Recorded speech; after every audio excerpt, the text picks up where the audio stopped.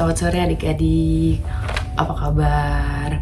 Puji Tuhan, kita bersyukur kalau sore hari ini kita masih boleh ada. Kita percaya semuanya karena kebaikan Tuhan, semuanya karena kemurahan Tuhan. Dan terlebih kalau tadi kita boleh sama-sama memuji Tuhan. Dan saat ini tiba saatnya kita mau sama-sama dengerin firman Tuhan. Adik-adik duduk yang manis, kita mau dengerin firman Tuhan sama-sama ya. Puji Tuhan. Nah, hari ini kita mau belajar dari dua orang tokoh Alkitab. Mungkin adik-adik juga sering dengar, udah sering baca juga kisahnya, tapi kita mau sama-sama belajar lagi hari ini ya. Oke, mungkin adik-adik bisa baca di Kejadian 4 ayat 1 sampai 16. Oke, kalau udah Kak Kisha bacain ya. Kejadian 4 ayat 1 sampai 16. Kain dan Habel. Kemudian manusia itu bersetubuh dengan Hawa istrinya dan mengandunglah perempuan itu lalu melahirkan Kain. Maka kata perempuan itu, aku telah mendapat seorang anak laki-laki dengan pertolongan Tuhan. Selanjutnya dilahirkannya lah Habel, adik Kain, dan Habel menjadi gembala kambing domba. Kain menjadi petani. Setelah beberapa waktu lamanya, maka Kain mempersembahkan sebagian dari hasil tanah itu kepada Tuhan sebagai korban persembahan. Habel juga mempersembahkan korban persembahan dari anak sulung kambing dombanya, yakni lemak-lemaknya. Maka Tuhan mengindahkan Habel dan korban persembahannya itu. Tetapi Kain dan korban persembahannya tidak indahkannya. Lalu hati Kain menjadi sangat panas dan mukanya muram. Firman Tuhan kepada Kain, mengapa hatimu panas dan mukamu muram? Apakah mukamu tidak akan berseri jika engkau berbuat baik? Tetapi jika engkau tidak berbuat baik, dosa sudah mengintip di depan pintu. Ia sangat menggoda engkau, tetapi engkau harus berkuasa atasnya. Kata Kain kepada Habel adiknya, marilah kita pergi ke padang. Ketika mereka ada di padang, tiba-tiba Kain memukul Habel adiknya itu lalu membunuh dia. Firman Tuhan kepada Kain, di mana Habel adikmu itu? Jawabnya, aku tidak tahu. Apakah aku penjaga adikku? Firman-Nya, apakah yang telah kau perbuat ini? Darah adikmu itu berteriak kepadaku dari tanah. Maka sekarang terkutuklah engkau, terbuang jauh dari tanah yang mengangakkan mulutnya untuk menerima dan darah adikmu itu dari tanganmu. Apabila engkau mengusahakan tanah itu, maka tanah itu tidak akan memberikan hasil sepenuhnya lagi kepadamu. Engkau menjadi seorang pelarian dan pengembara di bumi. Kata Kain kepada Tuhan, hukumanku itu lebih besar daripada yang dapat kutanggung. Engkau menghalau aku sekarang dari tanah ini dan aku akan tersembunyi dari hadapanmu, seorang pelarian dan pengembara di bumi. Maka barang siapa yang akan bertemu dengan aku, tentulah akan membunuh aku. Firman Tuhan kepadanya, sekali-kali tidak. Barang siapa yang membunuh Kain akan dibalaskan kepadanya 7 kali lipat. Kemudian Tuhan menaruh tanda pada Kain supaya ia jangan dibunuh oleh barang siapapun yang bertemu dengan dia. Lalu Kain pergi dari hadapan Tuhan dan ia menetap di tanah Nod di sebelah timur Eden. Puji Tuhan. Nah, kalau dari bacaan yang kita baca, ada dua orang kakak beradik namanya Kain dan Habel. Pada saat itu, Kain dan Habel mempersembahkan korban kepada Tuhan. Kain mempersembahkan sebagian dari hasil panennya dan dibilang lagi di firman Tuhan, tapi Habel mempersembahkan yang terbaik kepada Tuhan. Dan pada saat itu Tuhan menerima, Tuhan mengindahkan persembahan dari Habel. Nah, pada saat Kain mendengar hal itu, Kain merasa marah. Kain panas hatinya. Nah, pada saat Kain marah, Kain panas hatinya, Tuhan udah bilang sama Kain untuk menjaga hatinya supaya dia jangan marah, supaya dia dapat menguasai dirinya. Kalau dia tidak dapat menguasai dirinya, dosa sudah menunggu. Dan ternyata Kain tidak bisa menguasai dirinya, adik-adik. Pada saat itu Kain akhirnya berbuat dosa. Kain akhirnya membunuh adiknya. Nah, Sama seperti Kain, adik-adik, firman Tuhan itu selalu datang kepada kita untuk mengingatkan kita sebelum kita melakukan sesuatu gitu ya. Tapi tergantung respon hati kita.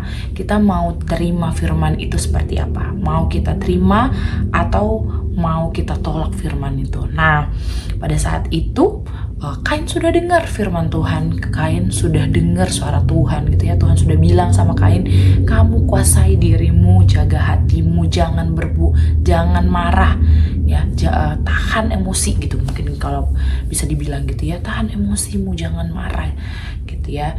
Cuman pada saat itu sayangnya Kain gak bisa menguasai dirinya dan akhirnya Kain membunuh Habel. Nah, setelah Kain membunuh Habel, Tuhan tanya nih, Tuhan datang sama Kain gitu ya, di mana adikmu? Karena Tuhan tahu Kain sudah membunuh Habel. Nah, Tuhan tanya gitu ya, di mana adikmu? Di mana keberadaan adikmu? Nah, pada saat itu ternyata Kain nggak langsung ngaku, tapi dia berbohong sama Tuhan. Dia bahkan bilang, emang aku ini penjaga adik aku, Tuhan gitu ya.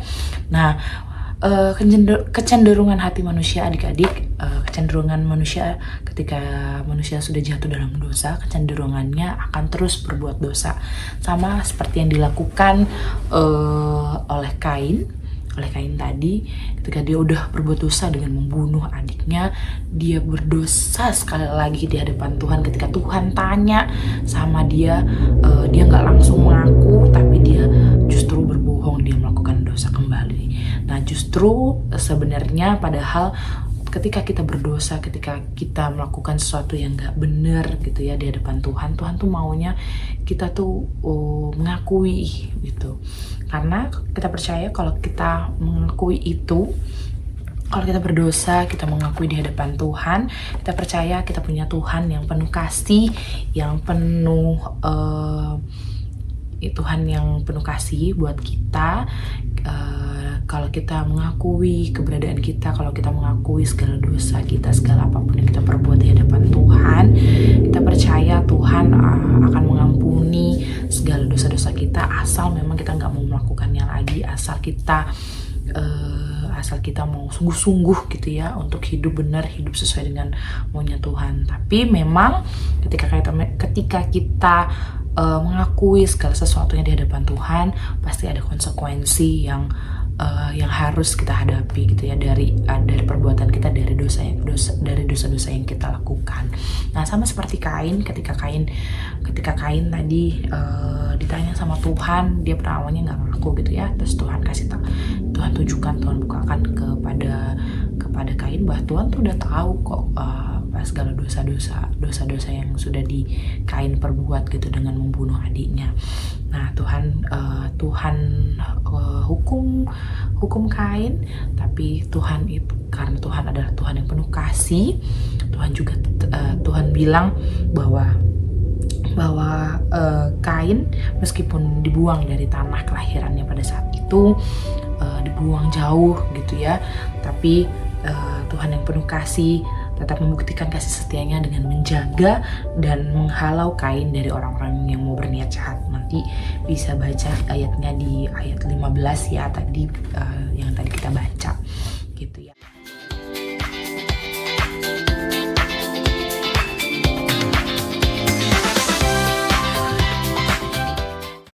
Nah, adik-adik,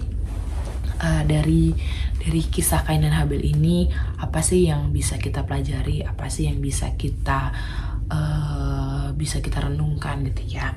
Kak Kesha mau berikan 3 hal. Yang pertama, kita mau mempersembahkan atau memberikan hati dan kehidupan kita yang terbaik kepada Tuhan.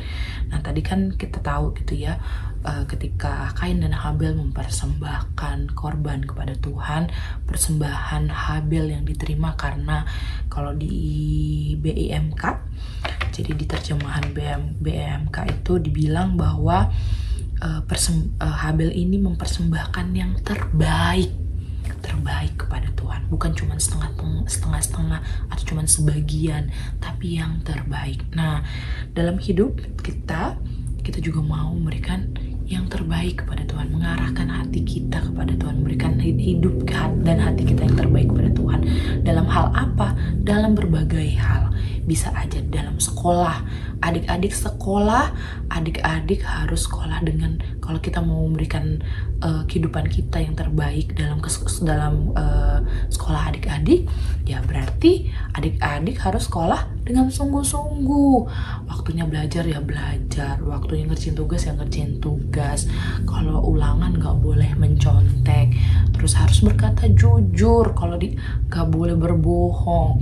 Nah terus kalau misalnya kalau adik-adik berteman atau adik-adik punya saudara, adik-adik harus saling mengasihi, atau bahkan di kehidupan adik-adik sehari-hari, dalam adik-adik beraktivitas, dalam adik-adik melakukan tugas-tugas adik-adik. Nah, adik-adik melakukan sesuatu yang benar, sesuatu yang baik, sesuatu yang berkenan di hadapan Tuhan. Itu namanya memberikan hati atau memberikan kehidupan kita yang terbaik. Nggak cuma setengah-setengah, nggak cuma sebagian, tapi yang terbaik kepada Tuhan. Nah, bisa contoh, pokoknya kalau misalnya harus berkata jujur. Kalau firman Tuhan bilang kasihilah sesamamu manusia, berarti adik-adik harus boleh adik-adik mengasihi teman-teman adik-adik, adik-adik juga boleh mengasihi saudara adik-adik, orang tua adik-adik. Hormatilah orang tuamu, berarti adik-adik juga harus hormat. Pokoknya kita kalau kita mau sungguh-sungguh kasih yang terbaik kehidupan kita, hati kita kepada Tuhan, ya kalau firman Tuhan suruh itu kita lakukan sesuai dengan firman Tuhan. Oke?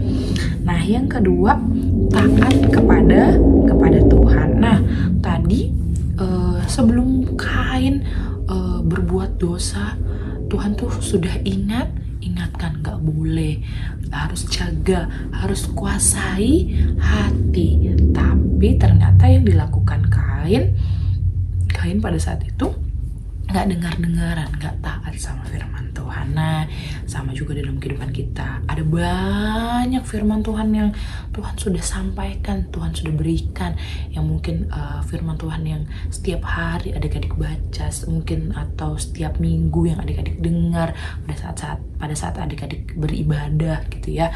Firman Tuhan bilang kalau gak boleh berbohong, kalau harus mengasihi sesama, kalau harus menghormati orang tua. Nah, ketika firman Tuhan udah disampaikan, terus tiba-tiba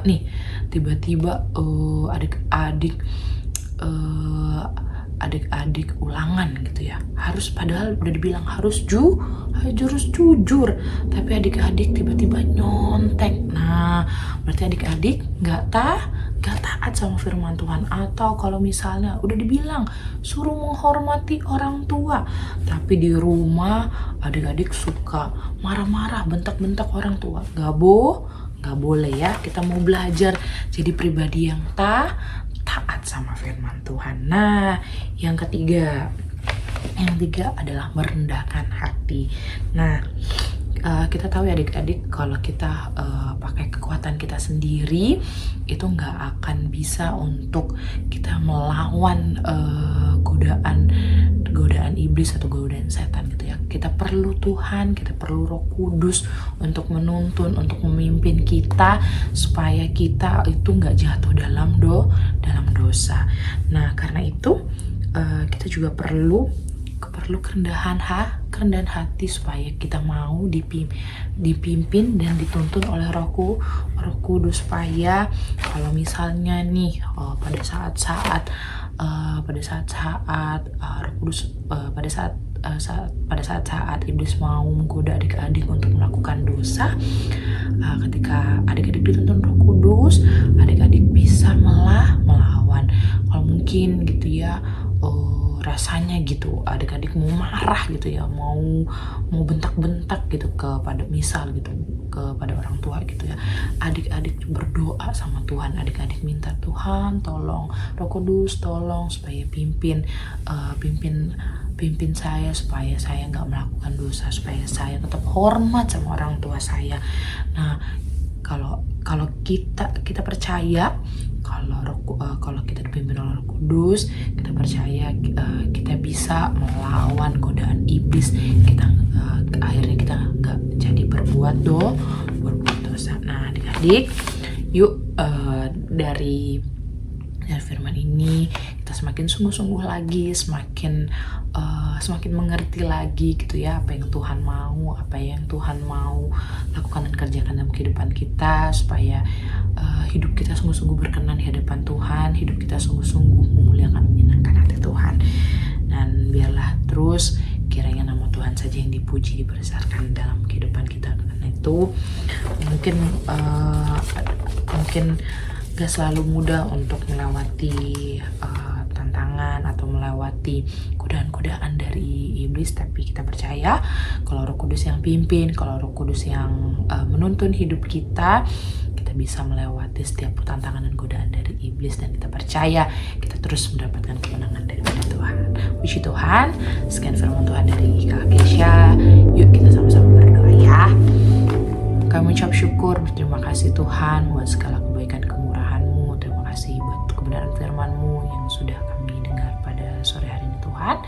Mari kiranya Tuhan setiap benih firman-Mu itu Tuhan boleh tertanam di hati tanah adik-adik yang baik, yang subur, biarlah kiranya Tuhan setiap benih firman-Mu itu boleh bertumbuh, berakar, berbuah yang manis, berbuah yang baik untuk hormat kemuliaan nama Tuhan saja. Biarlah kiranya Tuhan Kau yang terus menuntun, memimpin, membimbing kami mulai kemudian kebenaran-Mu. Roh Kudus kiranya terus tolong, Roh Kudus kiranya terus memimpin, menuntun kehidupan kami supaya kami boleh taat, supaya kami juga terus Tuhan belajar mempersembahkan, berikan kehidupan kami, hati kami yang terbaik kepada Tuhan dalam segala aspek kehidupan kami, dalam segala apapun yang kami kerjakan, lakukan. Dan biar kiranya Tuhan semua kami kembalikan untuk hormat kemuliaan nama-Mu saja Tuhan. Terima kasih Yesus, terima kasih biar kiranya Tuhan segala rencana dan kehendak-Mu itu Tuhan boleh jadi atas setiap kehidupan adik-adik Bapa. Terima kasih Tuhan Yesus yang baik, kami siap melakukan setiap kebenaran firman-Mu dalam kehidupan kami. Ya, dalam nama Tuhan Yesus kami sudah berdoa mengucap syukur. Haleluya, amin. Dadah, Tuhan Yesus memberkati.